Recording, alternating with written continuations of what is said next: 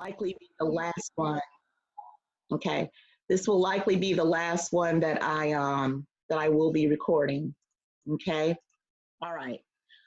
I did include a link to the recorded Zoom from Monday. So a lot of the features of Canvas and where you'll find, things like quizzes and assignments and the syllabus and things like that, we already went over on Monday. So I'm just going to encourage you to take advantage of using that YouTube link that I sent in last night's email. If you have no idea what I'm talking about, please check your TCC email because about 8 o'clock last evening, I sent this YouTube link of the recording from Monday's Zoom so that you can have that for your ready reference. And it gives you an overview of the class. It gives you a review of the syllabus and everything that we did on Monday. Okay. Couple of things I wanted to just point out here. I got a lot of emails or saw a lot of email chatter about your first review quiz, which was mentioned on Monday morning. And the due date that was mentioned was May 15th, which is actually tomorrow. What I found is that I failed to publish the quiz, like I had it completed or I had it written, but I didn't publish it in Canvas. So I was seeing it just fine, but you guys couldn't see it. So I thought that's no good. So what I did was, as I click on the assignments link, you'll notice under where it says upcoming assignments, you will now see the link for the first unit's quiz. And what I did was I extended the due date from tomorrow to Sunday. So Sunday is May 17th. So now you have all weekend to do it. If you click on the link, the quiz will open. You'll note that it has 50 questions. I'm giving you 120 minutes, which is 2 hours with which to complete this exam, or this quiz rather. And in the instructions here, you'll note that the content that this quiz covers is going to be taken from the first 5 chapters of your book and the first 4 lessons on Canvas. I got a question about study guides. This is going to be an unproctored quiz. So I don't typically provide study guides for things that are unproctored. So I'll let you, kind of digest on that and interpret that in whatever way you like. But the short answer is no, there is no study guide. It won't be proctored. And I'm telling you where the content of the questions, where you're going to be able to find the responses to the questions. I'm telling you where to find them. It's all multiple choice. And the important thing to remember about this quiz, I'm going to stop sharing because I want to look at everybody's face when I say this. The important thing to remember about the quiz, and any quiz you do in AMH 2091 for that matter, once you open it, you have to be prepared to take it. In other words, you can't open it and say, oh, let me see what the questions look like, close it, and then try to reopen it in a bid to attempt the quiz at that point. You won't be able to do that. The system will lock you out. So when you open the quiz, please hear me and hear me clearly and understand what I'm saying. When you open the quiz, you have to be prepared to take it, okay? The other thing I want you to remember is that you're being given 2 hours to complete the quiz.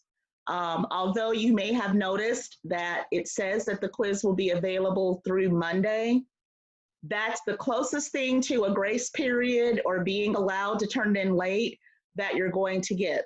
Make no mistake, the quiz is due on Sunday, okay? 11:59 p.m. Sunday night to be exact. So you want to give yourself enough time so that you can have full use of the 2 hours that you'll be given and your quiz not be marked late when you complete it. If you start the quiz, say at like 11 o'clock on Sunday night, and it takes you into, past midnight on Monday to finish it, when you hit complete, it will record and register that you've completed the quiz, but it's going to be marked late. and I will take points off for that. Okay, so allow yourself plenty of time to make full use of the 2 hours so that you don't get a late submission deduction from your grade for turning it in late. Okay, as I unmute, I'm going to allow for any questions that you may have about the quiz that's due now on Sunday night, not tomorrow night. Questions? Okay, great. That means I explained it well. Going back to mute, going back to screen share. Actually, I do have a question. Oh, okay. Yes, ma'am. For the fourth lesson, I was trying to go on it last night and it wasn't opening. Okay. That's something I'll need to look into. Can I know what browser you used? I think I was using Google Chrome. Okay, yeah, that would have been my recommendation. And you were trying to access it on a computer, not a phone? Yeah, computer.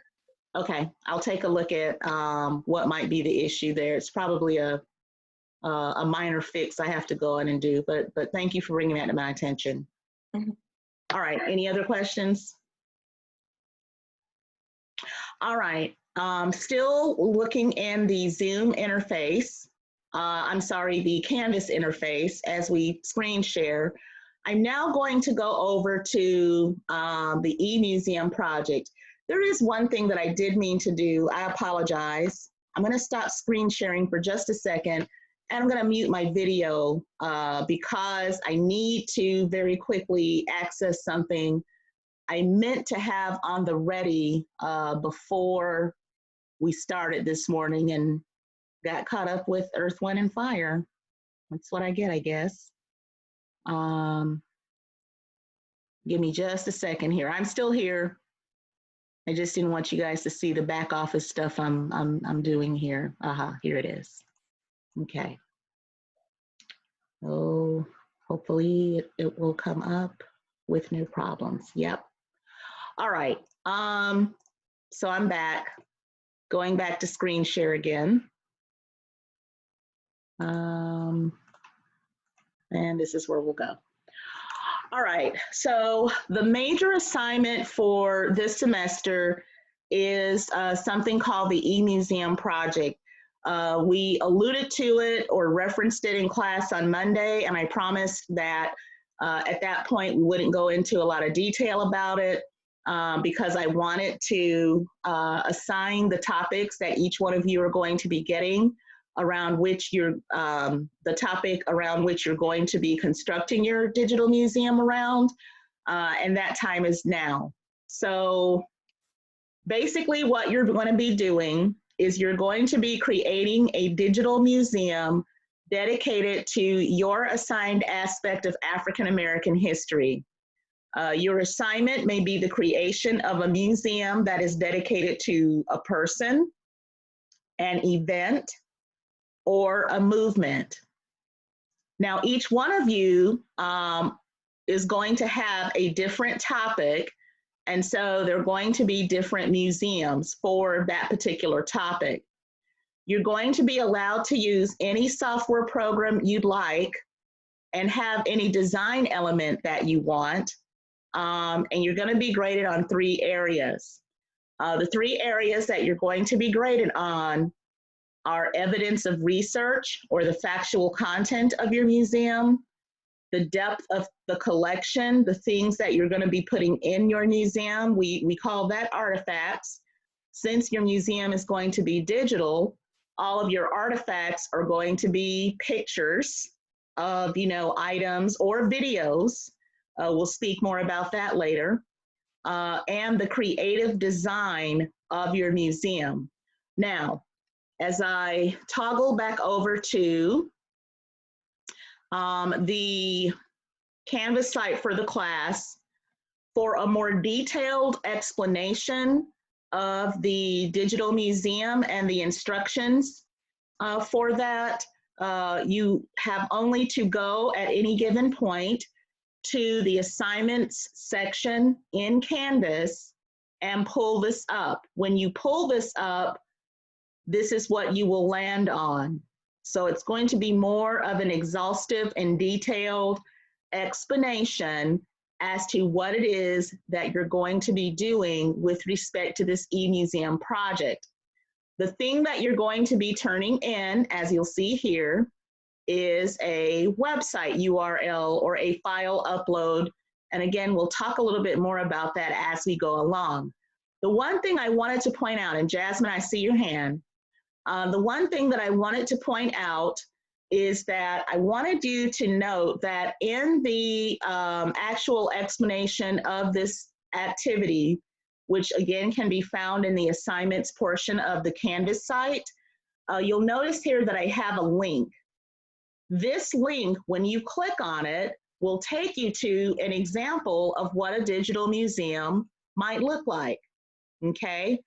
I don't expect it to be nearly as wordy as what you see here, but if you click on this link exhibits, and what you're looking at incidentally is a digital version of the Smithsonian Museum, or I'm sorry, not the Smithsonian, the Library of Congress, who put together digital expositions, or exhibitions rather, of various aspects of American history.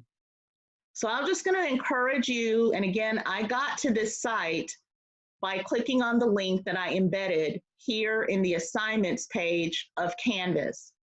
So before you even start your project, before you even start thinking about, the things that you want to highlight that's related to your topic that you want to include in your museum, I would just encourage you to spend some time going through the digital exhibitions that you see on this digital museum to kind of get some ideas of how you want to lay your own museum out. Now, I want to just stop real briefly here because I did have a question from Jasmine. I wanted to know, when is the first assignment due? Okay, we covered that already, Jasmine. The first quiz is due on Sunday night. Right now we're talking about the eMuseum project. And so what I want to do so that we're staying linear and we're not confusing people, if you have a specific question that's related to the class that doesn't have anything to do with the eMuseum project, you're welcome to hang out with me a few minutes when this is over today, and I can answer all the questions you need me to answer for you. And that's just so we can keep the presentation today kind of flowing and linear. Is that okay? Yes. You weren't with us on Monday, so I know you probably have some questions. Yes. Okay, so just hang tight if you will. Let's focus all of our energy and attention on the eMuseum project right now. So I'm gonna go ahead and mute everybody again and go back to screen share, okay? So that's kind of like the first step that I would recommend in getting this project done. So let's go back over to our presentation now, okay? All right, I referenced or noted that there are different programs that are out there that are available for you to use. You need to know that all of them are free. You can set up a free account with any one of these programs that you see listed on the screen, plus there's some that you're able to use that you may know about that I didn't list up here that you can use as well. I know that I may have some budding bloggers and website designers and YouTube personalities out there. So you guys may know about things that I don't know about, which is just fine. The thing about these programs is that all of them have free accounts, or you can get access to the free versions of these programs. They all have paid components. Of course, if you pay for, access to some of the premium features, you'll of course have more access to, images and templates and things like that. I'm not asking any of you to invest any money in getting this assignment done. The things that you will be able to do to satisfy the requirements of this project, you can readily do on the free versions of any one of these programs or any other programs that are out there for that matter. for purposes of this class. It's not necessary for you to spend any money unless you want to, okay? I'm not requiring it, so please understand that. But the 4 programs that you see listed here are the 4 programs that I actually wanted to demonstrate for some of you or for you this morning to kind of show you how they would work. So we're going to be taking a look at a program called Prezi, a program called Wix, then there's Adobe Spark, and something called Portfolio Gen. So let's look at Prezi first, okay? Now, I wanna just tell you guys, we are recording this Zoom meeting, but I am also going to be saving this Google slide presentation. If I have to convert it to another file that will make it accessible for everybody, not just those with a Google account, I'll do that, or I'll look into doing that. The reason why I'm pointing that out is because I do, in 1 or 2 of these slides, have some embedded videos that are, you know, X minutes long, and we may not watch the entire video in its entirety. For example, this first slide here that I have up is a video that you can readily find on YouTube yourself. It's called How to Use Prezi. I think it's about 7 or 8 minutes long, but if I click on... Hello everybody, welcome to a brand new tutorial. In this video I will be showing you how to use a website called Prezi, and if you haven't heard of it, what it is a zooming PowerPoint presentation type deal. So this is my personal account of Prezis I've made, so I just want to show you what all it can do, and this is a good a little example. I'm just going to click through it really fast. This is a project I did for a worldview class on Lord of the Rings with a couple friends. So what it allows you to do is zoom around a background picture or a color and move around. And this is basically what Prezi can do, and zoom around to help get your point across and all that. They're often used in a lot of classes anymore, as well as professional presentation situations. And it also allows you to add multiple photo layers. So when you zoom in further, you then enter a new photo layer of your background. So without further ado, let's go ahead and get started. So first things first, you will need to go to Prezi.com. You'll click the Get Started button. Come over to the free account. When you have a free account, then all your Prezis are publicly visible. You have no control over if it's private or not. I'm going to just fill this out. Once I am done, I will click Create Your Free Public Account. Once you have created an account, Prezi will show you the basics, and you can continue editing the one they give you just for further playing around with Prezi. But to show you everything, I am going to create my own new Prezi. And then a page like this will load, and you can scroll through the ones they give you immediately. I'm going to stop sharing for a minute because it all of a sudden occurred to me, did I enable the sound setting on the screen share? Were y'all able to hear as well as see? Just, you know, nod your head or wave or whatever. Okay, so y'all were able to hear. Okay. For some reason, Zoom doesn't default to, when you share your screen, you share the sound of the screen too.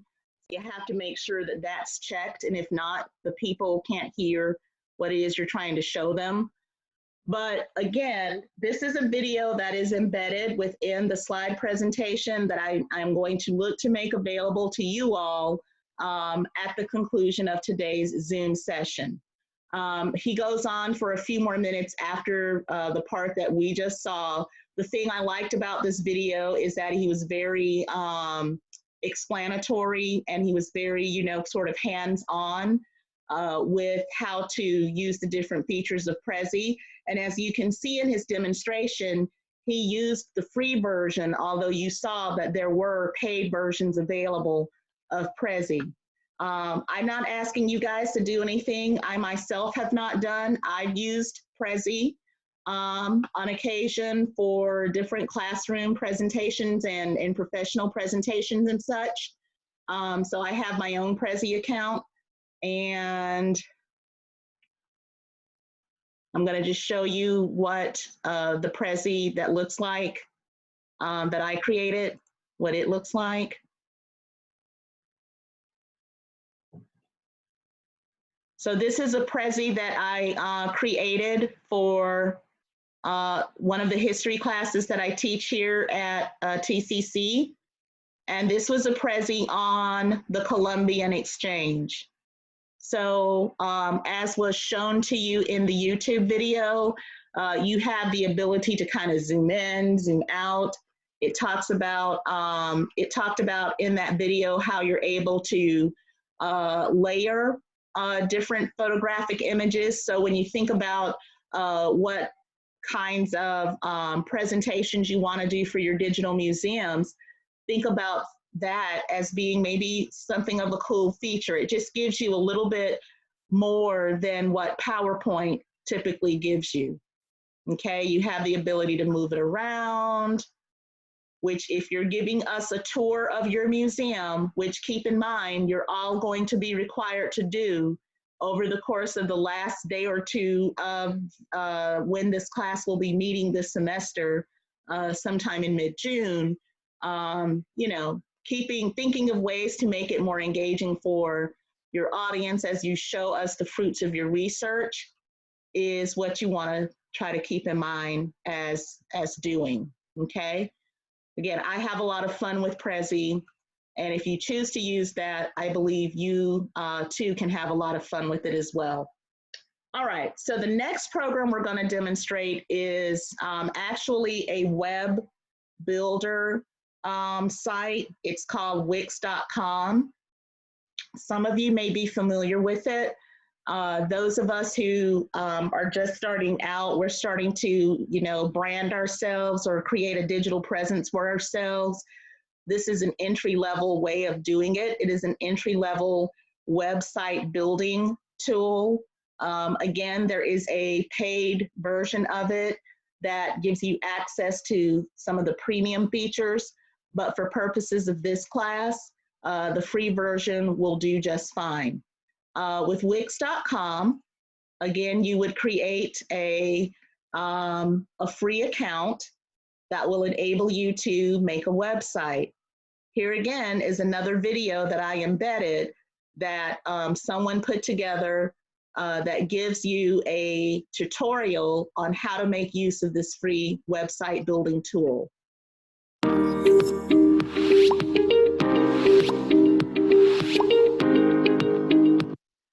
Hi everyone, welcome to this tutorial. My name is Greg and today I'm going to be showing you how to create a free website with Wix. It's actually a lot simpler than you'd think, but there are some important things that we do need to cover. So what I'm going to do is hop in the computer here and go through everything step by step with you. Alright, so now that we're in the computer, all we have to do is head over to Wix.com, or you can use the link that's right down in the description. That's actually my Wix referral link. It doesn't cost you anything, but it gives me credit down the road. That's what helps support this channel and helps me to make more of these tutorial videos going forward. So if you use that link, thank you in advance. This is it here. So you can either click it in the description or just type it in up top. But once you put that in, it's going to take you to just this landing page. The buttons do the same thing as if you were to go to the home page. So you can hit any of these here. Just get started, or you can hit start now. And then it'll just ask you to log into your Wix account or sign up to create a new one. It's just email address and password, very simple. I'll just log in here. So if you're brand new to Wix, you probably don't have a website already, so you'll be prompted with a button that says create your first website. If you do have other websites on this account, no problem. If you want to create a new one, all we have to do is hit create new site right here. And then it brings us to kind of this questionnaire. This is just asking what kind of template do we want to choose from. Now we can completely change this in the next step, so just kind of go into the general category that you're thinking. If you're going into a business, you can just hit business here. And then you have two options. You can either do artificial intelligence, which is this button over here, or you can create your own, which is over here. Now, quickly to cover this, if you do artificial intelligence, it'll ask you questions and it'll create the website for you. If you do this over here, you can actually choose from templates and customize them yourself. I wholeheartedly recommend you customize it yourself. When you go with the artificial intelligence, sometimes it puts something that you don't want there or you really don't like, and then it becomes more of a hassle to try to fix that. So we'll just hit this button right over here that says choose a template. And now we can see that we're dropped into the business category with a bunch of different subcategories. And I'm just going to sort of echo what he just said there about staying away from the artificial intelligence. For purposes of this assignment, you definitely want to customize. If you allow the artificial intelligence to build a Wix site for you, that is, if you decide to use this particular program for your e-museum, then, you know, frankly and technically, you're really not putting the website together yourself. So that's another reason why you want to stay away from the artificial intelligence option for doing this website or doing this e-museum for this class as your project, okay? But just as with the last video that demonstrated how to use Prezi, when I make this presentation available to you, you can then go through the rest of it on your own time. As you can see down here, it's right at 8 minutes long. And so we just sort of watch the first 2 minutes or so, okay? Again, I myself have utilized Wix on occasion. Now, it just so happens I have the paid version, but I started out on the free version, and a website or an example of a website that I used when I had a free account looked something like this.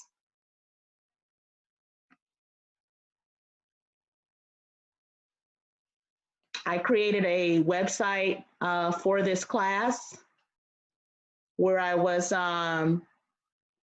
encouraging people to sign up or register for this class. This was one that I did back last year. And you can kind of scroll through that. And again, this will be available to you in the presentation that I will upload and make available for you to access. The beautiful thing about Wix is you're able to embed videos, as I've done here. You can also embed audio, sound. You can, again, just really do things to enliven the museum that you will be creating based on the topics that you each will have been assigned. Okay, so that's an example of what you can do with Wix. The third option that you have available to you is something called Adobe Spark. Adobe Spark is, as the name implies, a video presentation or digital presentation program that was put together by the same people that brought you Adobe PDFs. So just as with the other two programs, you're able to, you know, get a free account or set yourself up a free account. For purposes of this assignment, what you're able to do on your free account will be just fine if you decide to use this program to put your e-museum together. Again, this next slide is going to take us to a brief how to make a website with Adobe Spark video. That if you click on This the time we're button, looking at how you can create an amazing looking one-pager website all within Adobe Spark. This is another flipped classroom tutorial. Now if this is your first time here, don't forget to subscribe, hit that bell notification, and let's just get into it. Last time I talked about Adobe Spark Post and how you can use it to create amazing looking social media images or posters to print and hang in your classroom. Well, Adobe Spark has two other offerings. There is also Adobe Spark Page and Adobe Spark Video. Now where do I find Adobe Spark? Well, simply go to spark.adobe.com. Now you can find all the links mentioned today in the description below. Simply click on the link and open up an account that is completely free. Now there are some premium offerings, but today we are looking at everything available free of charge on this website. So click on Create New, and we're going to select Page. Now if you would like to see what a Adobe Spark post looks like, have a look at the link in the top right corner and you will be taken to the other video. Now you can see Spark Page. This is now my one-pager website. Now as you can see, it's very similar and very different at the same time when compared to Google Sites. You scroll down, you have different sections. You can add photos, text, buttons, videos, photo grids, and glide shows. Now, let's just add a title. Now, I just want to point out that photo grid option can be really, really cool if you're talking about putting together an e-museum. So that's just something to think about. Again, I want you, I'm presenting you guys with all of these options because I want you to have fun with this assignment. I, like to create assignments and activities for students to do that are not only interesting, that will not only engage you with having to do some research, because make no mistake, you are going to have to research. You can't just go out on Google and put a bunch of stuff out there that you've Googled. The idea is for you to consult databases that TCC subscribes to, that you're able to access from the comfort of your own home. Read, things from credible sources. You are going to have to do some research with this, but rather than put it into a paper, I'm hoping that you will have as much fun, or more fun actually, putting it into something that you're now educating other people about the things that you learned as you did your research on your topic, okay? I myself use Adobe Spark quite a bit. In this instance, I did this presentation for my Sunday school department at my church. I assist my husband with doing Sunday school for our K-12 students there at the church in our Sunday school department. And this past April, or as of Easter Sunday, we moved our Sunday school to an online format. So this was a video that I put together informing parents and grandparents of the congregation how we were going to do that. And I did all of this with Adobe Spark.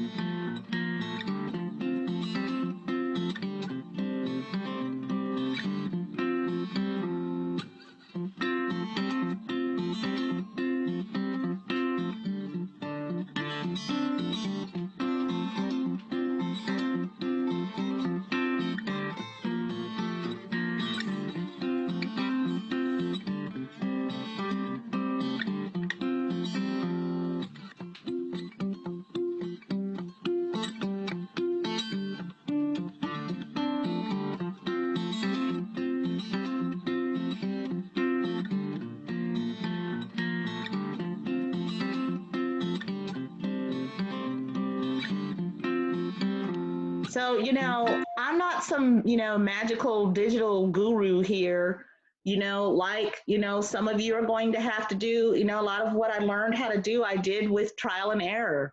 That's why it's not a good idea to wait until the last minute to try to get this assignment done, because if you do, trying to put together and compile research and do all of the design elements that you're being asked to do and learn a new program on top of that, if you wait until the last minute to get this done, you will overwhelm yourself. So my suggestion to you would be to get on this, get going on this project as soon as possible, which is why in last night's email, I sent the list of the topics and their assignments. So you should, even at this point, if you've checked your email, you should have access and knowledge of what topic it was that you've been assigned for this project. One more program to demonstrate, and then I'll take any questions you have, is something called Portfolio Gen. Again, just as with the other 3 programs, there's a free version of this and a paid version of this. Please don't feel like you have to use the paid version of anything, including Portfolio Gen. The features that are included in the free version should work just fine for this assignment. With Portfolio Gen, which I have another embedded video for you here, you'll be creating a e-museum that sort of looks like a digital portfolio. So if you were, say, doing this on hard copy pieces of paper, it would look something like this. But again, I have a little how-to video here. PortfolioGen is an online portfolio hosting service, and it offers the opportunity for students or for educators to create and share an online portfolio. This would work well as a cumulative portfolio assessment, maybe creating an online resume. It does offer the opportunity to create one portfolio per person, though, so that should be noted. But if you are using the Google Classroom or the Google Suite of apps, it is recommended that you use Google Sites as a portfolio hosting site instead, just to try and keep everything in the same place. But if you're looking for something that's outside the Google Suite, this is a kind of robust system and host. So you can see here where they talk about being able to create that website in minutes. It does a nice job of really kind of laying out some different templates for you to choose from. And you can see how some folks have gone ahead and individualized that there. Here's an example of what one might look like. This looks like it would be a teacher who's going through. And you can see they have kind of what they're certified in, their teaching experience, and some different things here about where they're willing to work. Now, obviously, you're not creating a resume. So, you know, again, with a lot of what's being shown here, you have to adapt what they're showing you to the specifics of this project. This is more so a tour of giving you some background information on how to use some of the features, not specifically what you're going to be using this for. And, you know, again, I have an example of something that I produced on PortfolioGen, just kind of showing you that you can upload photos. I believe there is a video sharing function as well with this. But again, there are different templates and different design elements. All of that are things that are available for you to use. There are other options other than the 4 that we focused on this morning. There is, of course, good old-fashioned PowerPoint, but I just want to point out that part of what you're going to be getting graded on is creativity. So, you know, I want us to think beyond or think outside the PowerPoint box, but certainly if your comfort level is such that this is what you're comfortable with, and you are able to do some amazing things with PowerPoint too. I'm not trying to diss PowerPoint, but I did just want to present some other options to you. This is the icon symbol for something called Google Blogger. If you have a Google account, this is something you have access to already. Students in my fall and spring classes, when they do unit reflections on things that they learned in the course, I ask them to do that in blog form. And this is the program that they use for that. This is the Google Slide icon, the Google Slide icon. The Google Slides is the program that I use to create the presentation we're going through now. And another free website creation site, one that is much more driven by the ability to share and embed videos on it, is a site called Vimeo. Vimeo, and I think it's spelled VIMEO or something like that, but this is the logo for it. I did not include or embed tutorials on the use of any of these programs, although I'm sure they're readily available on YouTube. So if you have an interest in using any of these programs for your e-museum assignment, you're welcome to investigate that on your own, okay? Before I entertain questions, I want you to, at this point, take your phone, your second device, and go to slido.com. Slido.com, that's SLIDO.com, just as it's pictured there. And when you go to that site, when prompted, enter the code that you see projected on the screen here. and it is case sensitive. So you'll notice that's an uppercase G. And then based on what you've seen so far of all the programs demonstrated, which one are you more likely to use for your museum project? Go ahead and enter your response, and an instant poll will be taken, the results for which you will see projected here in front of you.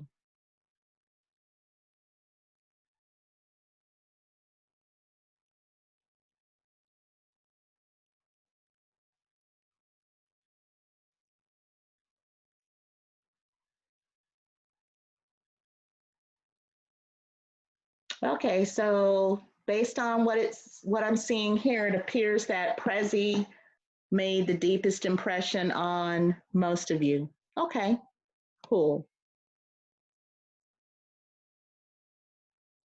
Everyone voted?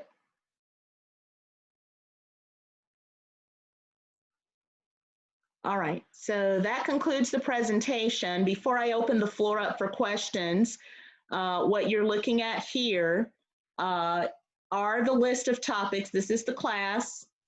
So you may find your name. This is the exact roster that was emailed last night, that I attached to last night's email when I was reminding you about this morning's Zoom call. But, and I do intend to upload it to Canvas as well. So you'll have a ready reference to remind you of what your topic is that you've been assigned. And there really was no rhyme or reason.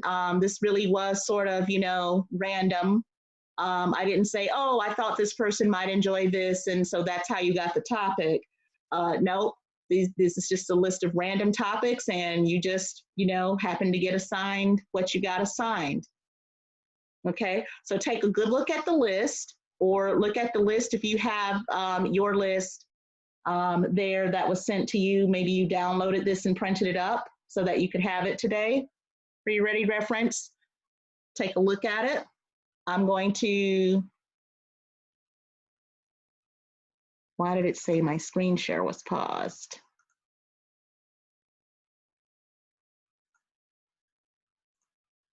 Okay, sorry folks.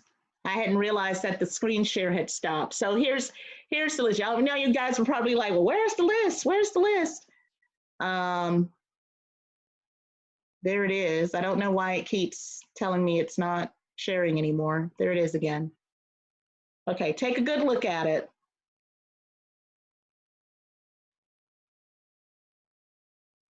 Hopefully you found your name, you found your topic, you've made a note of it. I'm going to now stop screen sharing on purpose to entertain questions I'm sure you guys have. So any questions? Yes, so my topic is Black Life in Florida. Is it in any specific time or just overall?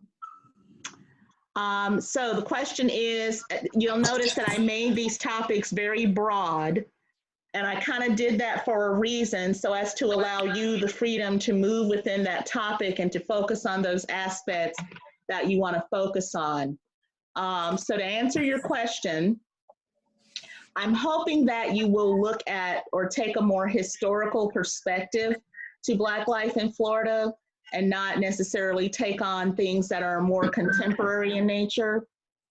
So if I had gotten assigned that topic, maybe I would focus on civil rights in Florida, or maybe because that's an aspect of Black life, or maybe I would look at, Black life in the early 20th century in Florida. I would focus on one particular aspect. So it's really good that you're asking that question, you're seeking that clarity. It's an excellent question. I'm gonna let it be broad like that on purpose to give you the freedom to explore what specific aspect you do want to focus on. But That's true. I would stay away from more contemporary things because this is supposed to be a museum. And really, unless an event there's been at least like 10 to 15 years that's, transpired, you don't really have enough context to give you that historical perspective. For example, we're all up in arms about what happened in Georgia with the young man who got killed while he was jogging, the Arbery situation. That's going to be history one day, but the history is still being written on that because, you know, the 2 or 3 perpetrators that were involved in that, there has not even yet been a trial about it. So we don't even know how that's going to turn out. 10 years from now, though, we'll be able to look back in the rearview mirror and say, well, what did all this mean? So that's why we wanted to, you know, we want to confine it to historical topics if we can. Okay. All right. Any other questions? Did that answer your question, Brianna? Yeah. Okay. Any other questions? Can you show the list again? I was not able to see it. Okay. And, you know, for the record, it is in your TCC email as well, but I'll throw it up.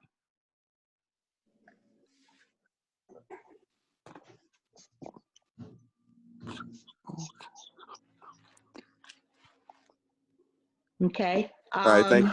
Okay, no problem. Anybody else need to see it before I take it down again? Everybody good? Okay. All right, any more questions? Someone asked, you added the music with Adobe as well. Yes, I did. And even on the free version of Adobe, you're going to have access to what's called stock music. And it's free to add stock music running in the background of your presentation. Now, if you want to have more options through the music library of what kind of music would be available that you can use in your presentation, that would be something you'd have to pay for in the premium feature. Okay, but the free version does include some stock music that you can use. Okay, any other questions? You can do as Donna did and put them in the chat box. Or, you know, now that you're unmuted, you can, you know, simply ask it aloud. I have a question. Can you put it up again? Because I had a call while you were showing the list and I missed it again. Okay.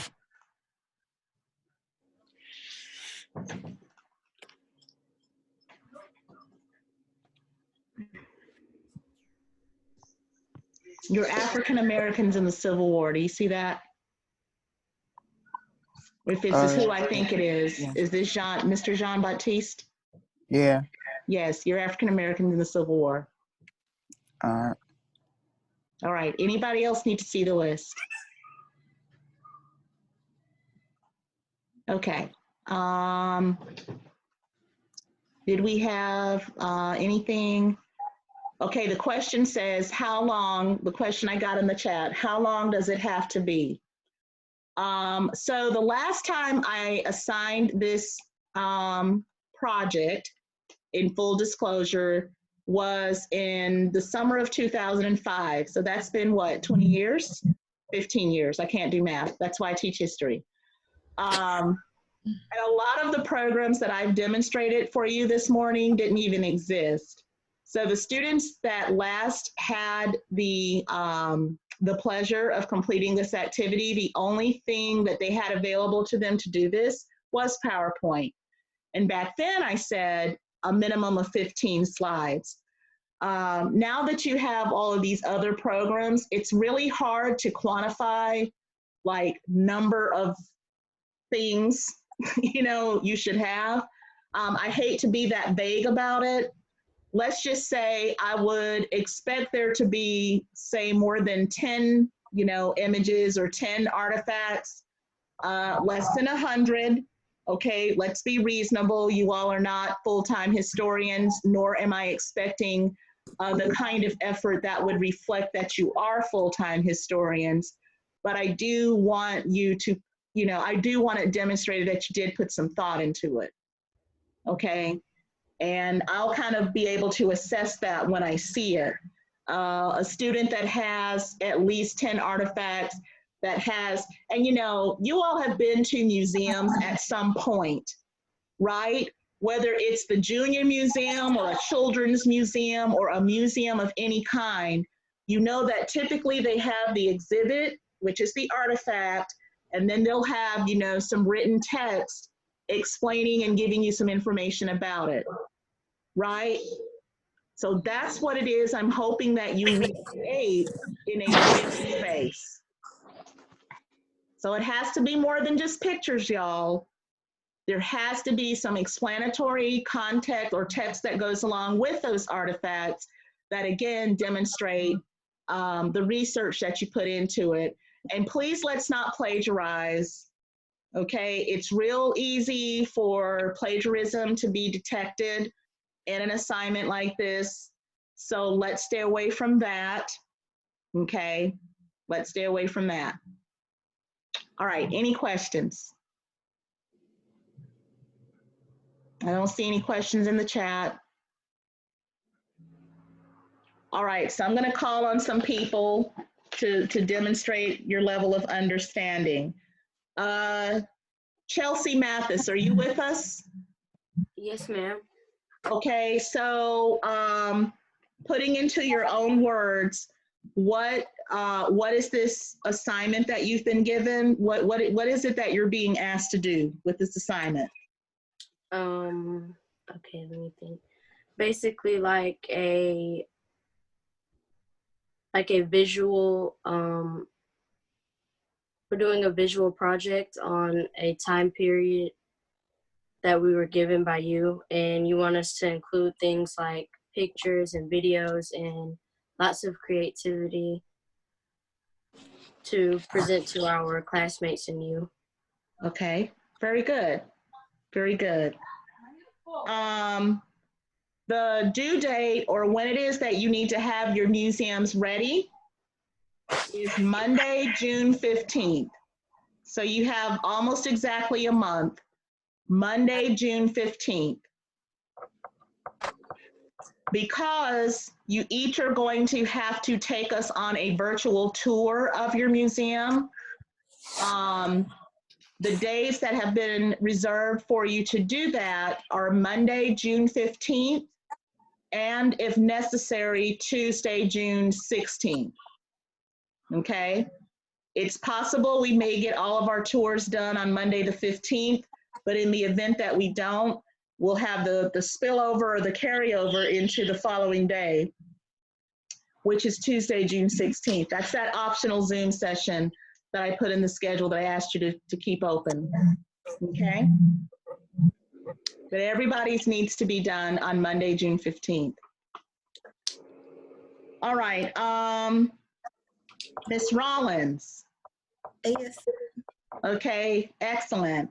What's the minimum number of artifacts your museum should have? We just addressed that. I believe you said about 10 images. Yes, so 10 artifacts, 10 images. That's your base floor minimum, okay? Very good. Let's see here. Mr. Thompson. Hi.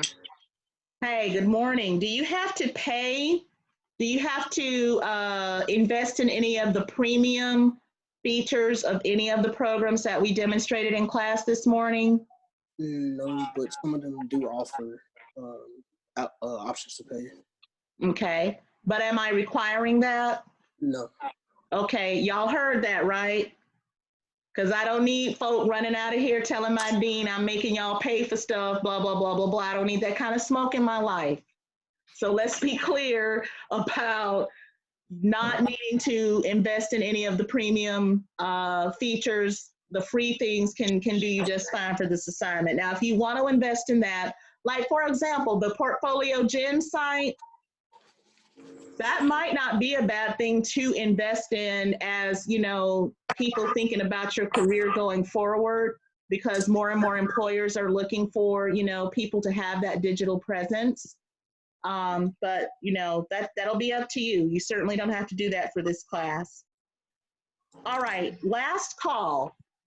Anybody have any questions with respect to the project?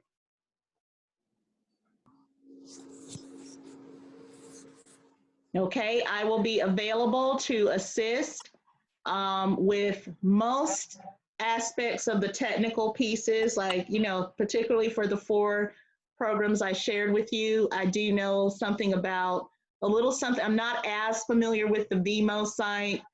I'm more familiar with Blogger. I am familiar with Google Slides and certainly PowerPoint. So anything that you may need in the way of assistance in those things, in addition to the 4 programs I shared with you this morning, I'll be more than happy to help. Okay? All right, if there are no more questions, please refer to the Zoom schedule that is published in the syllabus, that's a part of the syllabus, to inform yourself as to what activities or readings you need to do to be prepared for Monday's Zoom session. Okay? Before we meet again, your first review quiz will be due on Sunday night now, not Friday night. That's the first 5 chapters of the book and the first 4 lessons in Canvas. Okay? Monday's Zoom session will not be recorded, and it will cover some aspect of the content as published in the schedule that you see in the syllabus, okay? So if there are no more questions, Ms. Porter, you can hang on the line if you can, if you have time. Just hang out for a few minutes and I'll talk to you a little bit more. Anybody else that needs a little bit more assistance in getting oriented to the class or to Canvas or anything like that, you're also welcome to hang out. But for the rest of you, have a good weekend, stay safe, and we'll see you back here on Monday morning. Have a good day. Have a good day. Bye-bye.